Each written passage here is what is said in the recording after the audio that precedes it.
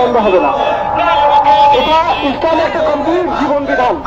এর একটা অংশ প্রতিবেশ করে আপনি একটা হয়ে যাবে বিষয় জানেন না। শিক্ষক সমাজ আপনার সম্মানিত